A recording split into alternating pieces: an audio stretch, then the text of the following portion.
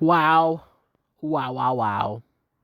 What a way to end the X-Men saga. The Fox X-Men Unholy Alliance that has been going on for so long. And granted, we have had some great X-Men movies under the Fox umbrella. This has not been the worst pairing as far as consistently bad films. No, we've gotten some good movies. Bryan Singer was the guy. He was the one that gave us some of the best movies in the beginning. And when he left, that's when it felt like the series went to shit. And when Bryan Singer came back to co-write X-Men First Class, he came back to direct Days of Future Past. You thought, oh, well, he's the missing ingredient. He's the thing that this series needs to survive. And so he directed X-Men Apocalypse, and the movie felt just felt like it wasn't working. It felt like this isn't what we love from the series. This isn't what we love from the characters. I don't know how this does not feel like it was directed by that same person and where they went wrong. And now you get to X Men Dark Phoenix, who I know they already screwed up the Dark Phoenix story with X Men The Last Stand. And you think to yourself, just leave it alone. Let Disney Marvel take care of this. Let them get a shot to be able to do this story and give it justice. But no, Simon Kinberg, who has been co writing almost all of the X Men movies, he's produced all of them. He decided to get another crack at it. He wrote this film. This was his first time directing a movie. So, okay, maybe you thought he realized that he screwed up, that there was a better way to tell this Jean Grey Dark Phoenix story. So, at the very beginning of this movie, you see a young Jean Grey, and she accidentally kills her parents in a car crash. I say accidentally, but it seemed like there was some intentions, and she might be a little too far gone and evil from the beginning.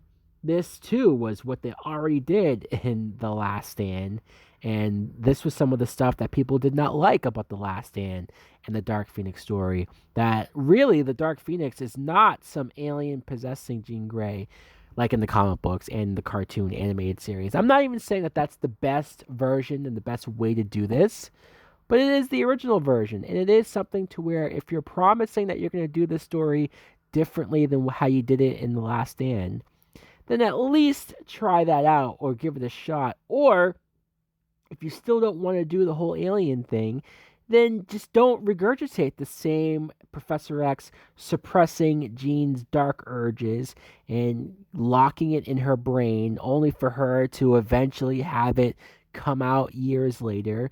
We've done this before, guys. What's the specialty? What's the difference? All you have is Sophie Turner and James McAvoy redoing the same type of character beats and the same type of emotional moments that Famke Janssen and Patrick Stewart have already done. And let's be honest, we didn't spend enough time with Sophie Turner. That's some of the biggest things about this is that we rushed this Dark Phoenix plot so fast after getting introduced to Jean Grey just in the last movie. We weren't ready for this. The audience weren't ready for this. I think we could have done another story if you had to do another last movie with this cast that did not have to be Dark Phoenix. We've beat the Dark Phoenix story to death with Jean Grey.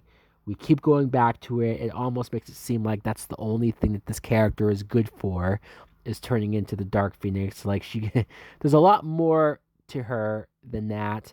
And I think this was a missed opportunity, a wasted opportunity to develop her relationship with Cyclops.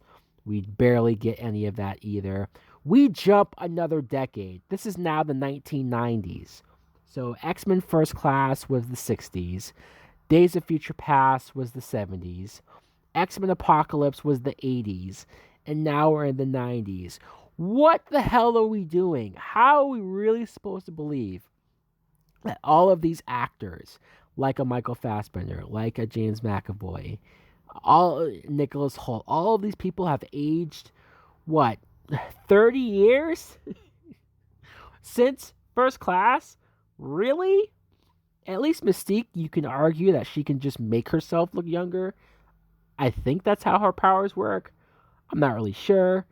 But man, that's really off-putting. That's a lot for me to have to go along with. As dumb as that sounds, I thought that maybe there was a story reason or another plot reason why the 1990s were so integral to why we're constantly jumping decades. And no, they didn't even use the original 90s theme song that everybody knows and loves for the X-Men. No, they just decided to jump decades just because they could. Not because it makes sense, not because it's believable, not because they're aging the actors in any particular way. No, they just decided to do it just because. Let's also talk about why the X-Men are famous at the beginning. They're popular. They're loved by humans, and they're working with the government. At the beginning, they do this space mission for the government to save astronauts, and you're thinking, why? Why? Isn't the one of the last times that we saw Magneto, he tried to kill the president like twice? I don't fully buy that. At least in the movie verse, we've reached the point where they would be as loved as they are come this time period. In the very last movie, you had a mutant like Apocalypse launch nuclear missiles, and he destroyed like half of the country. It wasn't like he was stopped. It wasn't like they time traveled and reversed his damage. No, the damage that he caused is still there. And yet everybody has forgiven that, and they trust mutants, and I don't think that anything like this could ever happen again. I call bullshit. All right, so now while they're in space, Jean Grey is out there, and she gets struck by some solar flare. She absorbs the energy, and that's where you think to yourself, well, okay, hey, yes, this isn't really her getting possessed by an alien and all that good stuff, but at least we got something close with her being in space and struck by the thing, and you think, all right, well, this is how we get started. So really, this didn't possess her. This didn't create a new persona. All this solar flare and space energy did was it brought out her inner personality. It brought out whatever Professor Xavier locked away years ago. And now she can't control her powers. Her powers are an overload. She almost kills these kids at a party, and it's chaos. And she can't trust herself.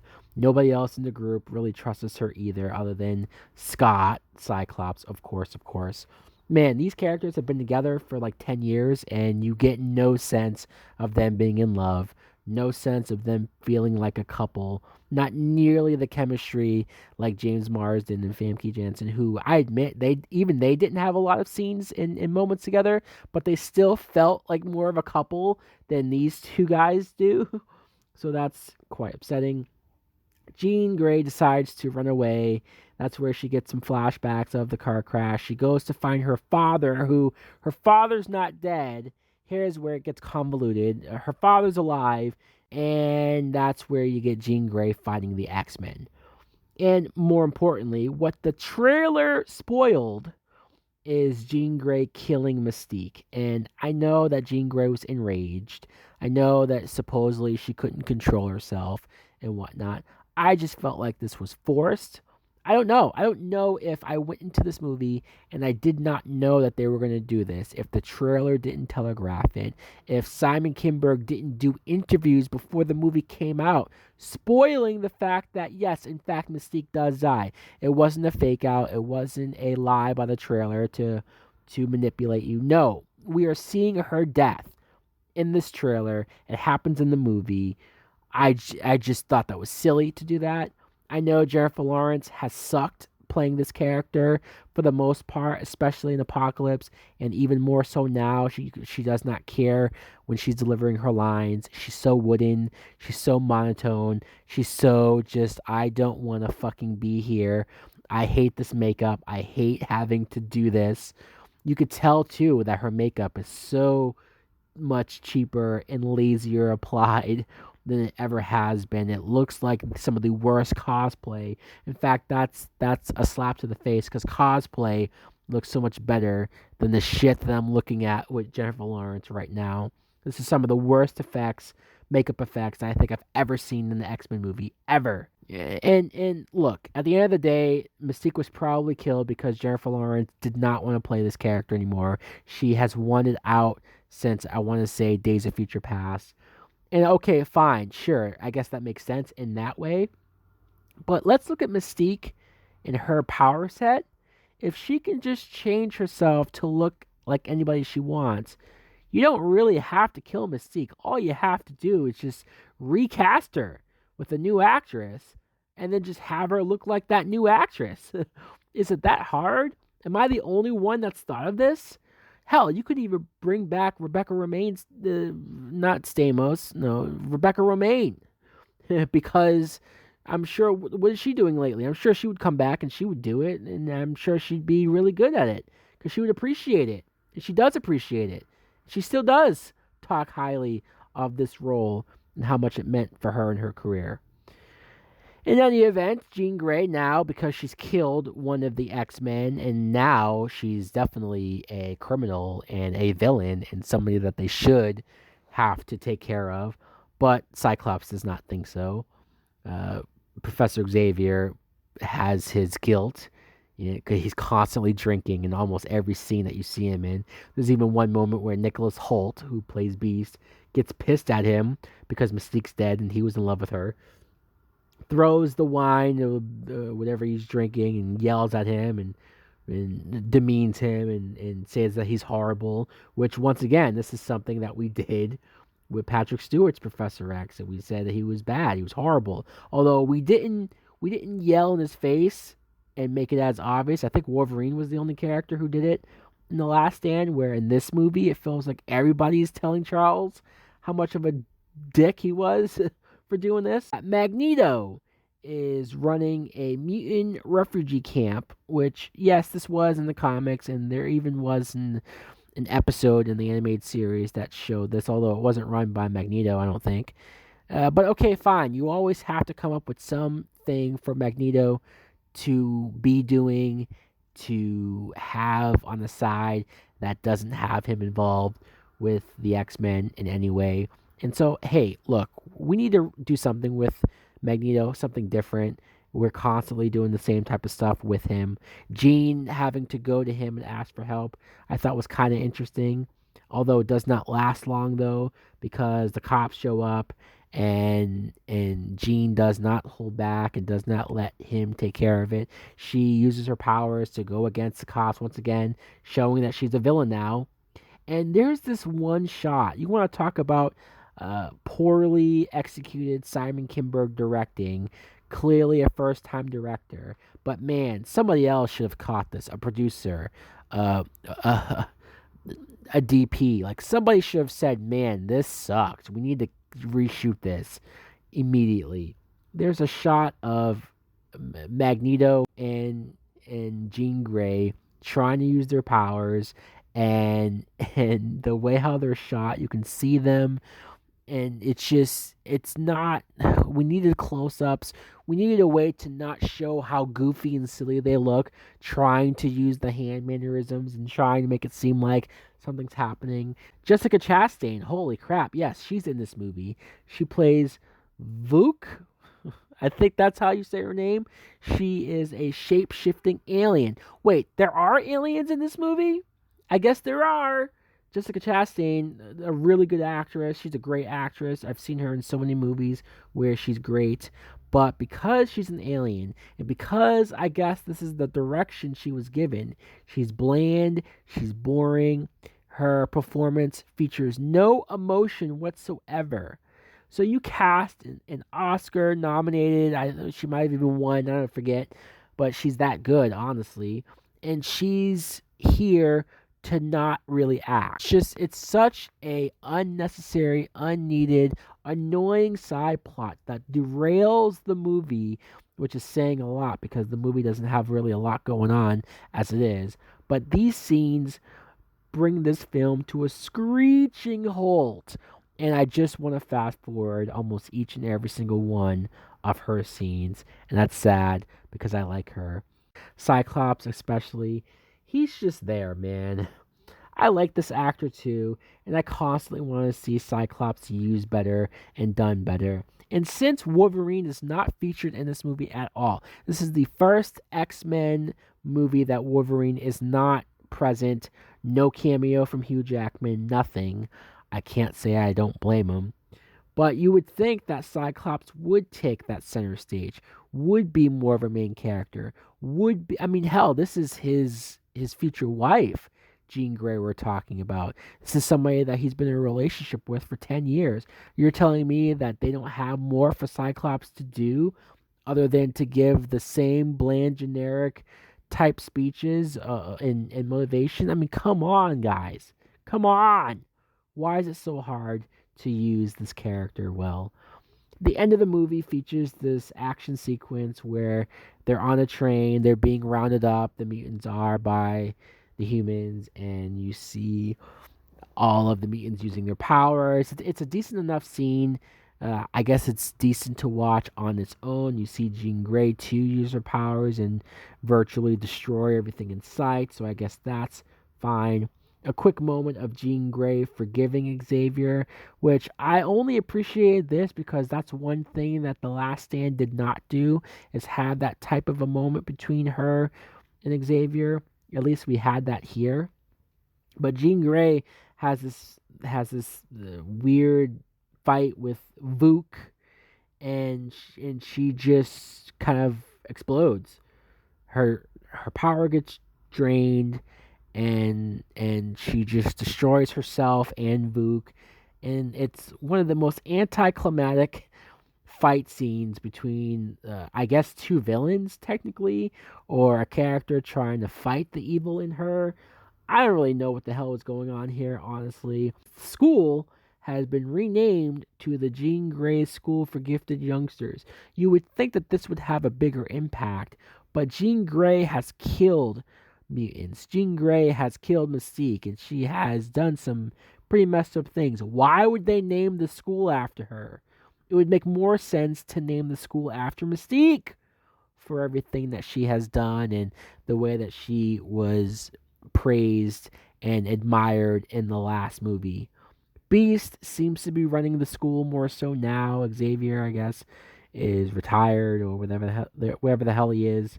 Storm, who was barely featured in this movie. In fact, I forgot she was in this movie until right this second. Nightcrawler, who he looks cool and he has some cool moments. He looks actually evil in a couple scenes, but again, severely underused.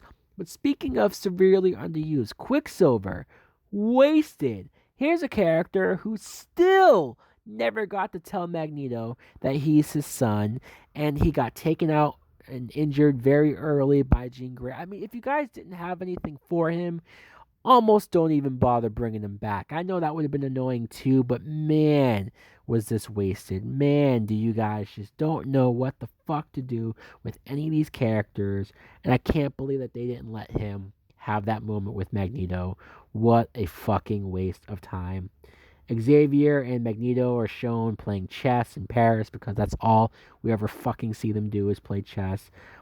Great. And you get a moment of a phoenix flying in the sky. Who gives a shit? Who gives a fuck? This is the last X-Men Fox movie ever to be made, and this is what we had to work with. Why in the blue hell did we not get those cool comic book looking costumes that we were promised at the end of X-Men Apocalypse? At the end of that movie, we saw them in the Danger Room. We saw them with brand new costumes. They looked badass. They looked cool as hell. And I thought we were going to get that in the next movie. And we get the next movie, and all they had them wearing is these horrible, dumb, lazy blue and yellow costumes that look like shit. I know there's supposed to be some reference or callback to First Class, but you guys have surpassed this. Why would you tease us those costumes in the last movie? And I hate when movies do that. They wait to the very end to give you the cool badass costumes. But at least I thought I had a whole movie to look forward to in this one to get the costumes, and I don't even get that. I'm still pissed. I will always be pissed. Yeah, this movie sucks. It sucks. Maybe it's not the worst made X-Men movie of all time. Maybe they did have good intentions. Maybe there is some decent acting and story points here, but because it's lazy, because it's for the most part boring and forgettable, this is going to go down as a waste. A waste of this cast, a waste of these characters, a waste of a send-off for this franchise, and just sums up the franchise in one word, which makes a lot of sense: wasted. Wasted potential is what this series was built off of. Fox clearly did not know what the hell to do with this. And you know what? At this point, you just furthered my want and my need to see Disney Marvel do something with these characters, do something better and substantial with these stories the way that they should be done. Fuck this movie. Fuck it up the ass. Anyways, guys, let me know in the comments below. What do you guys think of X-Men Dark Phoenix? Do you think it blows as much as I do? Because, man, this sucked. Thanks for watching. Like, comment, subscribe. Later!